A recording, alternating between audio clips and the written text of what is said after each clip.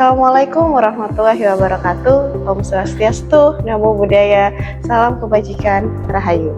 Perkenalkan, nama saya Ahdiya Emrata Mufliha, Sarjana Terapan Analis Kesehatan, Magister Kesehatan Masyarakat. Saya merupakan dosen Prodi Sarjana Terapan Teknologi Laboratorium Medis Fakultas Ilmu Kesehatan, Universitas Dr. Subandi, Jember.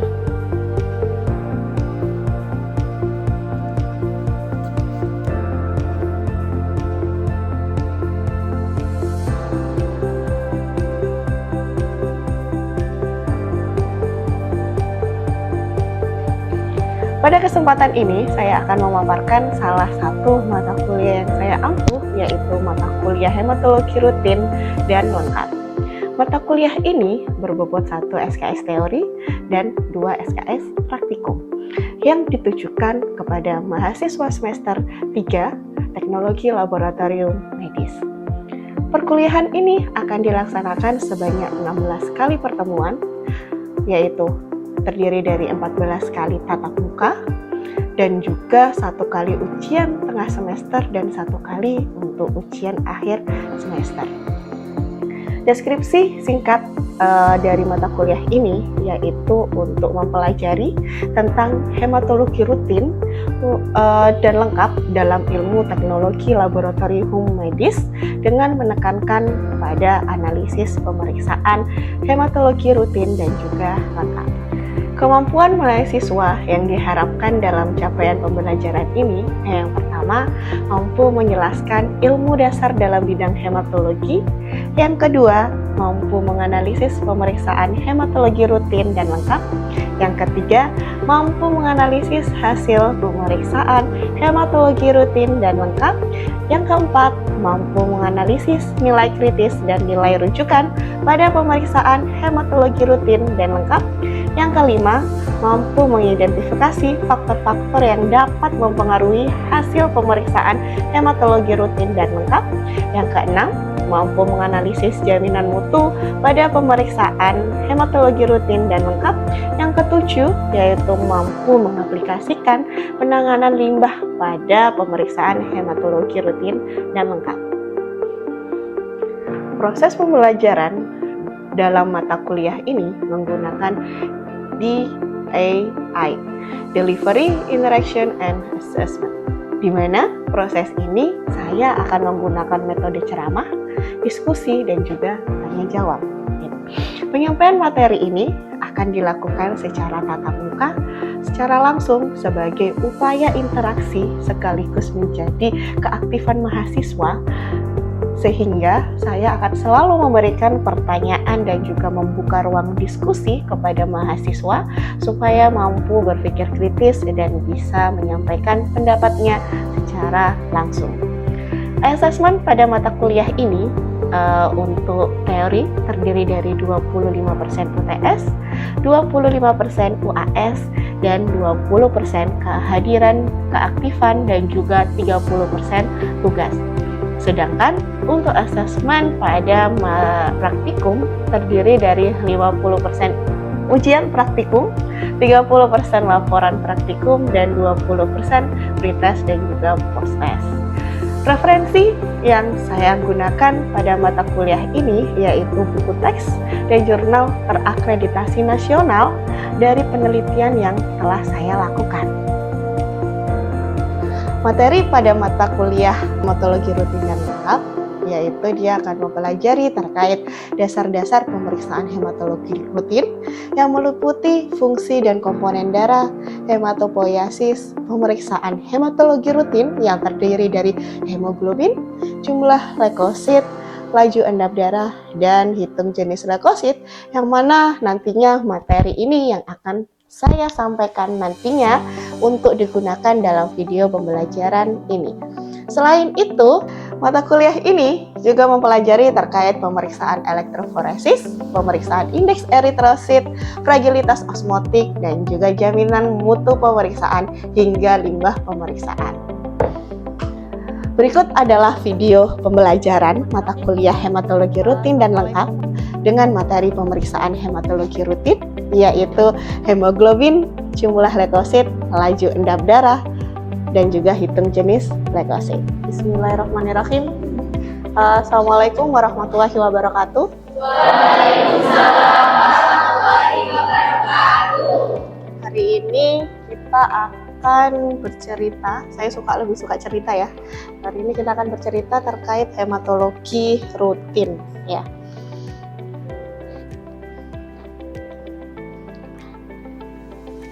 Oke, ini adalah yang harus kalian pahami, bahwa untuk hematologi rutin ini mahasiswa itu kalian atau harus dituntut gitu ya, terkait menganalisis pemeriksaan hematologi, dan dituntut untuk bisa menjelaskan dan juga menganalisis terkait pemeriksaan hematologi rutin gitu ya. Kalau hematologi kan besar ya. Nah, kita akan lebih spesifik hari ini terkait hematologi rutin. Oke, ini adalah awal pendahuluan terlebih dahulu ya, bahwa sebenarnya hematologi itu adalah suatu pemeriksaan gitu ya, pemeriksaan laboratorium. Mungkin kalian ketika lagi sakit ke dokter dan sebagainya, kalian akan dituntut untuk periksa cek lab HB. Ya kan, itu kan secara umum. Nah, karena apa? Ternyata pemeriksaan hematologi rutin itu adalah merupakan pemeriksaan penyaring gitu ya. Jadi masih belum spesifik, tapi adalah pemeriksaan dasar untuk menyaring gitu ya. Oke, ini adalah manfaat pemeriksaan hematologi sendiri. Ada pemeriksaan sebagai dia dasar atau penyaring, kemudian pencerminan reaksi tubuh terhadap suatu penyakit, dan untuk petunjuk kemajuan gitu ya, penderita anemia atau infeksi gitu ya. Oke, ada yang tahu nggak pemeriksaan hematologi rutin itu apa aja? Ada yang tahu? Yang kalian tahu deh, yang biasanya kalian periksa, biasanya apa gitu? Apa? HB, kemudian SCT, AC. Oke, pemeriksaan hematologi rutin semuanya benar ya, gitu ya. Yang pertama ada HB, ini adalah nilai normalnya ya, gram per desiliter. Kemudian ada LED atau laju endap darah, ini satuannya milimeter per jam, gitu ya. Kemudian ada jumlah sel darah putih, leukosit gitu ya, dan juga ada hitung jenis leukosit gitu ya. Hari ini kita akan bercerita terkait 4 pemeriksaan ini dulu gitu ya. Oke. Yang pertama ada HB atau pemeriksaan hemoglobin gitu ya. Nah, pemeriksaan hemoglobin ini ada 4 metode. Yang pertama ada metode direct meshing gitu ya. Kemudian yang kedua ada metode asam hematin atau SAHLI gitu. Kebetulan 2 metode ini sudah tidak digunakan gitu ya. Kemudian ada metode cyan metamoglobin ini ya. Kalau cyan metamoglobin ini masih digunakan, akan tetapi ini secara manual gitu ya, dengan menggunakan spektrofotometer gitu ya. Nah, ini adalah pengukuran panjang gelombangnya. Kalau misalkan kalian ditempatkan di daerah terpencil dan ada spektrofotometer, kemudian kalian butuh pemeriksaan HB, nah, dia harus diukur dengan panjang gelombang 540 nanometer. Ini ada prinsipnya, yang mana metode cyan metamoglobin ini dia harus memiliki larutan Drapkin namanya ya. Larutan Drapkin, yang mana larutan ini itu dia bisa mengubah HB gitu ya. Kemudian bisa mengubah oksihemoglobin, metamoglobin, dan karboksihemoglobin. Nantinya dia menjadi cyan metamoglobin. Maka dari itu metodenya dinamakan metode cyan metamoglobin gitu ya. Jadi kita ingat, kalau metode cyan metamoglobin itu berarti pakai spektrofotometri, panjang gelombangnya 540, dan nantinya ada larutan Drapkin yang mengubah dari hemoglobin, oksimetammoglobin, dia menjadi cyan metamoglobin gitu ya. Oke. Kemudian ini yang lebih sangat otomatis ya. Biasanya prinsip atau metode ini itu adanya adalah di alat hematologi analyzer. Nah, jadi alat hematologi analyzer untuk HB khususnya dia menggunakan metodenya adalah cyanide free SLS hemoglobin. Gitu. Nah, cyanide ini itu adalah prinsipnya dia ada SLS-nya, gitu ya. Yang mana SLS ini dia akan menghemolisis sel darah merah. Gitu. Nantinya akan menjadi adanya reaksi kimia. Nah, baru ketika sudah ada reaksi kimia gitu ya, nanti senyawa itu akan berwarna begitu ya, dan dia akan dipancarkan atau dibaca dengan menggunakan metodenya adalah fotometri gitu ya. Jadi sebenarnya untuk SLS hemoglobin dengan cyan metamoglobin ini hampir sama gitu ya, tapi lebih secara manualnya kan yang cyan metamo ya. Kalau yang SLS ini dia lebih otomatis gitu. Oke, selanjutnya adalah nilai normal HB gitu ya, bahwa kalau anak-anak 9 sampai 14 gram per dl, kemudian wanita 12 sampai 15, kalau pria 13 sampai 17 gram per dl gitu ya. Oke, kemudian lanjut ke LED, laju endap darah gitu ya. Nah, ini adalah metode pemeriksaan LED itu ada 2 gitu ya, Winthrop dan juga Westergren gitu ya.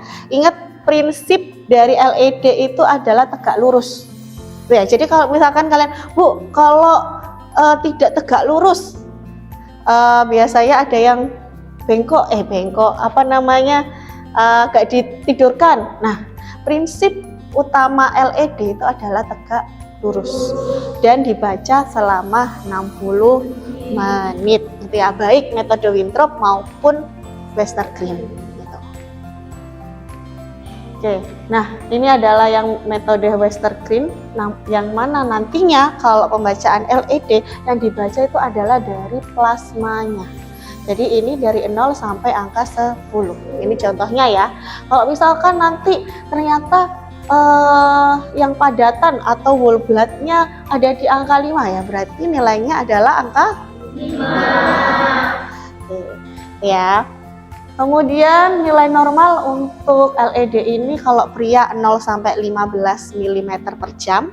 Kalau wanita adalah 0 sampai 15, pria 0 sampai 10, wanita adalah 0 sampai 15. Gitu ya.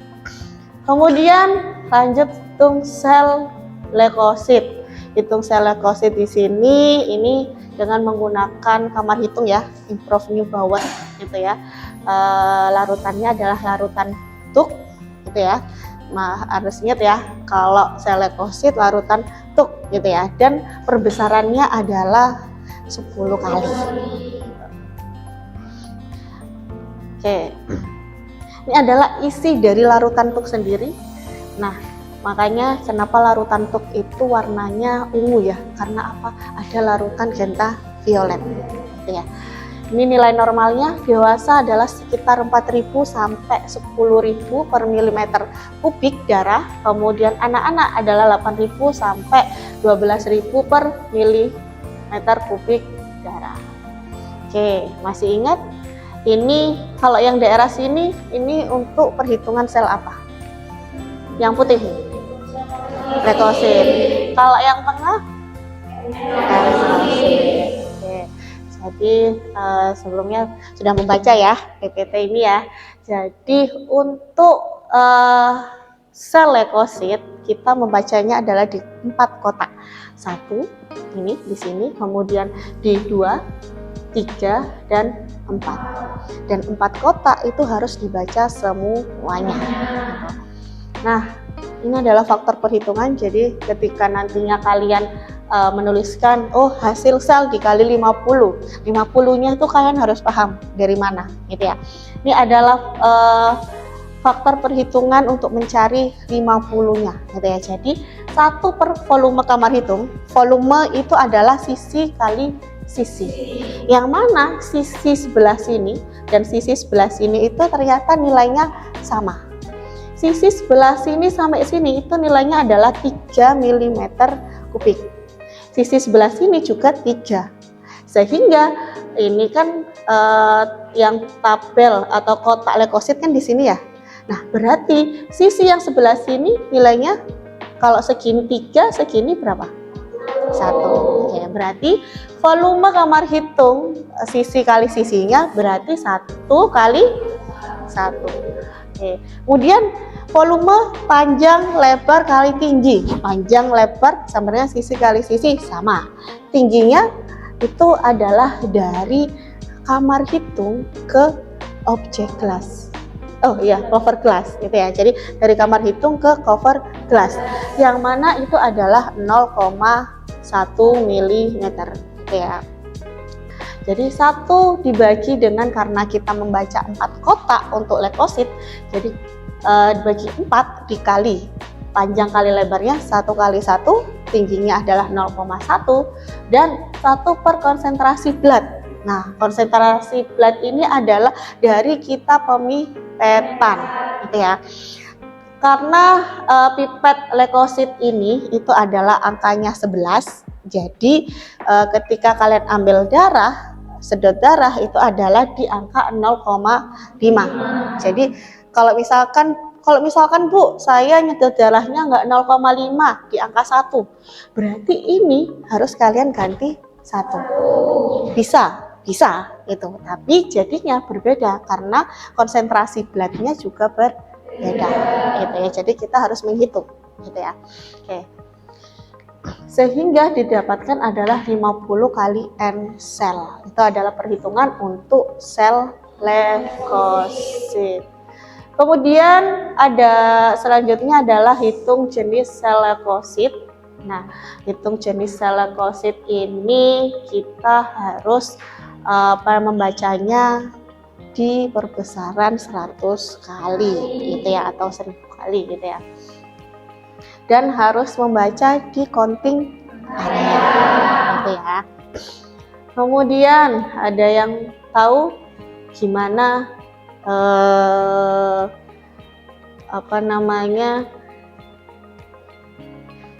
pewarnaan dari hitung jenis sel leukosit atau hapusan darah tepi.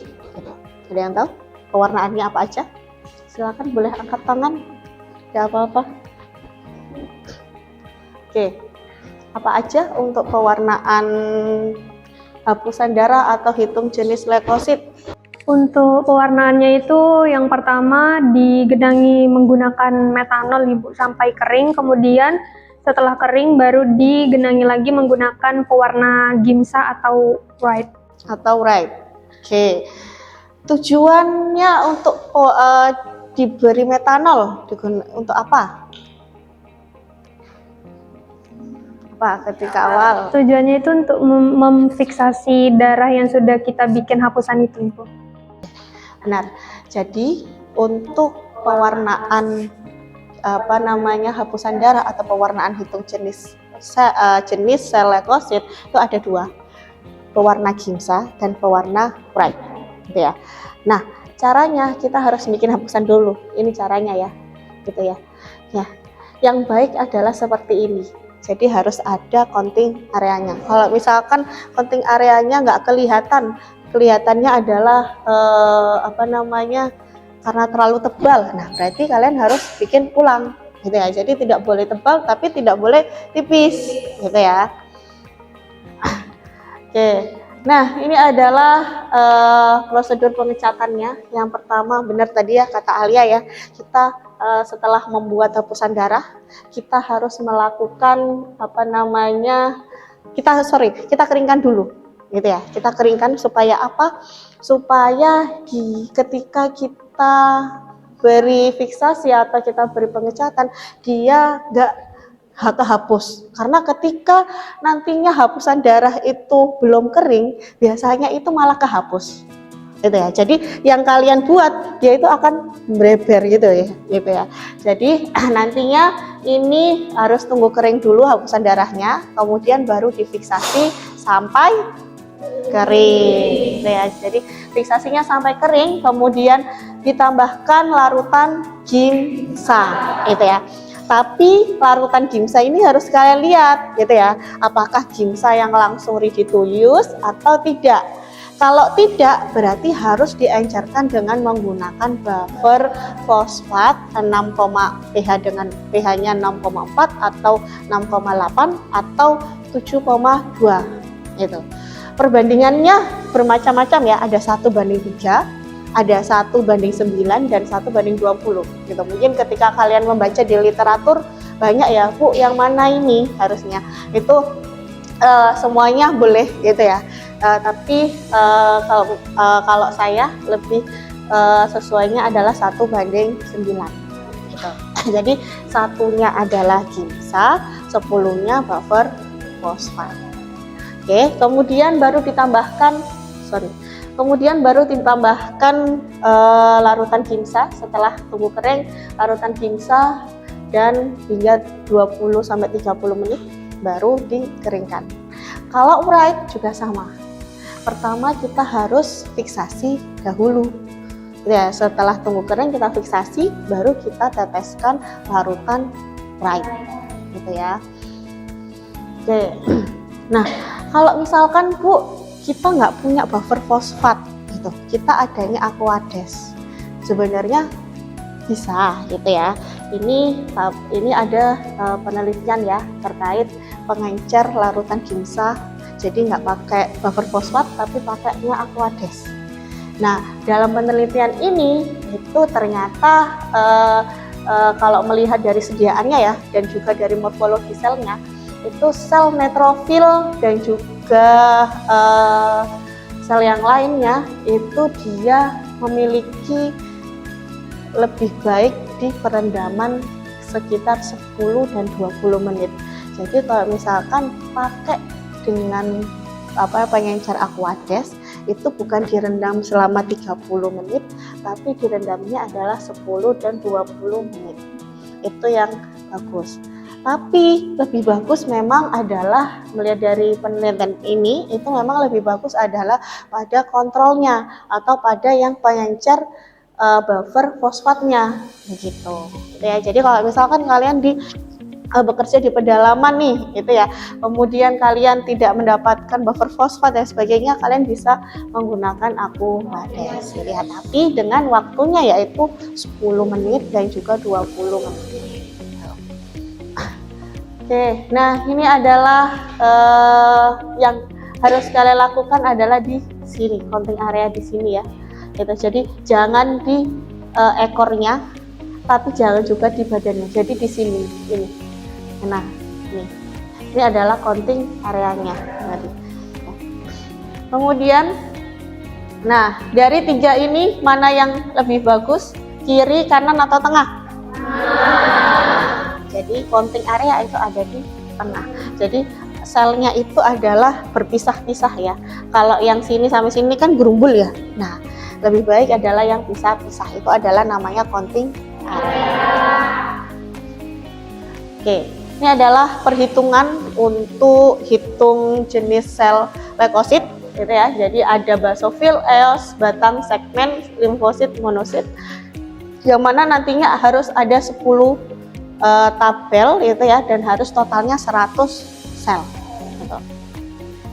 Oke, ini adalah nilai normalnya gitu ya, untuk dan juga cara perhitungan atau cara melaporkan gitu ya, melaporkan hapusan darah gitu. Oke, fun fact-nya ya, ada fun fact ya gitu. Ternyata kalau misalkan secara normal tadi kan hasilnya kan segini ya, basofil, eosinofil, neutrofil gitu ya, limfosit dan monosit. Kalau misalkan nantinya ada infeksi nih, nah pasti limfosit dan neutrofilnya itu dia akan meningkat. Nah, ternyata ketika ada di dalam tubuh kita itu ada mikroplastik. Nah, kita kan akan selalu bersinggungan dengan plastik ya.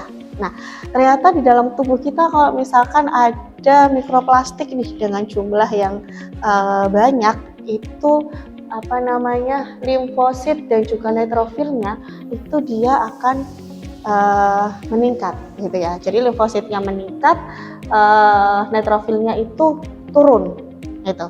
Nah, kemudian fun fact-nya ya, ketika ada bunga telang gitu ya. Bunga telang kan yang sering ya kita maksudnya di Jember ini khususnya itu lebih banyak bunga telang kan, warna-warna ungu dan sebagainya.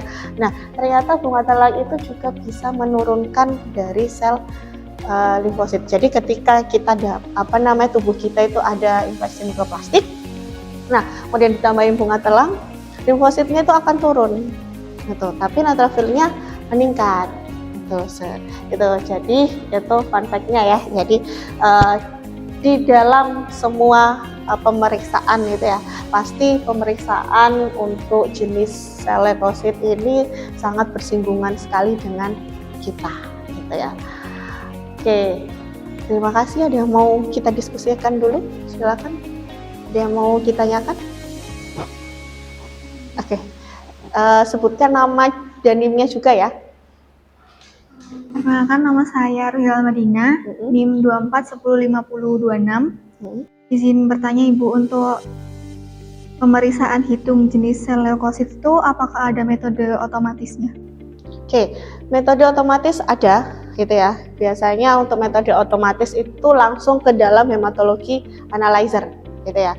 Dan metode otomatisnya itu dengan menggunakan flow cytometry gitu ya. Yang mana prinsipnya adalah ketika sel itu datang nih ya, kalau dalam alat ya, sel itu datang. Kan kalau sel kan awalnya menggerumbul nih. Ya, ketika menggerumbul nih, ini ada selnya nih. Kemudian ada di tengah-tengah itu di alat itu dia ada kayak tabung gitu ya.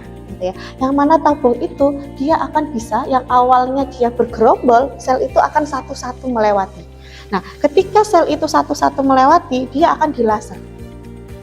Nah, ketika dilaser, laser itu nanti hasil dari lasernya itu dilihat dari bagaimana kimia dari sel itu, bentuknya bagaimana, sehingga otomatis ketika keluar hasilnya sudah tertera gitu ya, sudah terbaca bahwa sel itu adalah sel monosit atau sel limfosit atau sel neutrofil, itu dia akhirnya terbaca.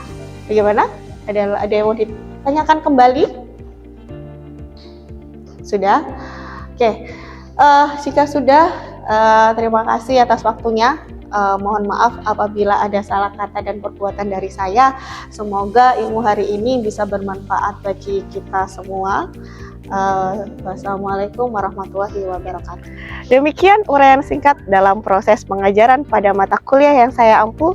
Video ini juga merupakan unjuk kerja Tridharma perguruan tinggi saya. Besar harapan saya semoga video ini bisa menjadi pertimbangan yang baik dalam proses pengajuan sertifikasi dosen dan juga dapat bermanfaat bagi kita semua. Terima kasih. Wassalamualaikum warahmatullahi wabarakatuh.